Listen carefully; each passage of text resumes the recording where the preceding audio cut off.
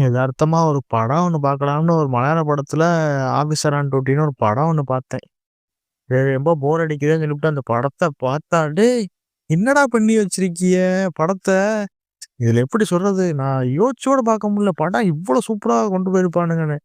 என்னடா படத்த இப்படி எடுத்து வச்சிருக்கீய? படம் பார்க்கறதுக்கு தரமான ஒரு படம் கைஸ். நம்ம எப்படி காக்கா காக்கா வேட்டையாடு விளையாடு, பனி இந்த மாரிலாம் கொண்டு போயிருப்பானுங்க கைஸ். கதை செம்ம இன்ட்ரஸ்டிங்கா கொண்டு போயிருந்தாங்க கைஸ். போலீஸ் இன்வெஸ்டிகேஷன் பண்றதுக்குலாம் பார்க்கத்தான் நமக்கே என்னடா இப்படி இப்படிலாம் பண்றாய்ங்க. கடைசியில பார்த்தா ஒரு ஒரு சின்ன நகை காணாம போகும். அந்த இதுலேருந்து அந்த பிரச்சனை ஒண்ணு வரும். இது எதனால இப்படி ஆகுதுன்னு சொல்லிப்புட்டு போலீஸ் ஆஃபீசர் கண்டுபிடிக்கிறாப்புல.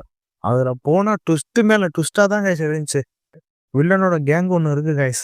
டேய்! இவங்கள பார்த்தாலே நமக்கு மனசனா இவங்கள எப்படா வந்து போலீஸ் ஆஃபீசர் வந்து கொல்லுவான் அப்படின்னு சொல்லிப்புட்டு நமக்கே டென்ஷனா ஆயி அதுல போலீஸ் ஆஃபீசர் நடிச்சுப்பாப்புல. போலீஸ் ஆஃபீசராவே வாழ்ந்திருப்பாப்புல. படம் பார்க்கறதுக்கு செம்ம இன்ட்ரஸ்டிங்கா எந்த இடத்துல போர் அடிக்க கிடையாது. மாசத்துக்கு ஒரு வாட்டி இது மலையாள சினிமா வந்து தரமான ஒரு கிரைம் த்ரில்லர் மூவிய குடுத்துறானுங்க காய்ஸ். கண்டிப்பா நம்ம மஸ்ட் வாட்ச். கண்டிப்பா நம்ம பார்க்கணும். இதுல பிஜிஎம்லாம் சொல்லியே ஆகணும். பிஜிஎம்லாம் வேற லெவல்ல இருந்துச்சு. என்னடா இப்படி பண்ணி வச்சிருக்கிய படத்த? போய் கண்டிப்பா நம்ம ஃபேமிலியோட மஸ்ட் வாட்ச். கண்டிப்பா நம்ம ஒரு வாட்டி ட்ரை பண்ணி பாருங்க காய்ஸ். படம் உண்மையிலே சூப்பரா இருந்துச்சு. எந்த ஒரு இடத்துலயும் நம்ம போர் அடிக்க கிடையாது. கண்டிப்பா நம்ம படத்த ஒரு வாட்டி ட்ரை பண்ணி பார்க்கலாம் காய்ஸ்.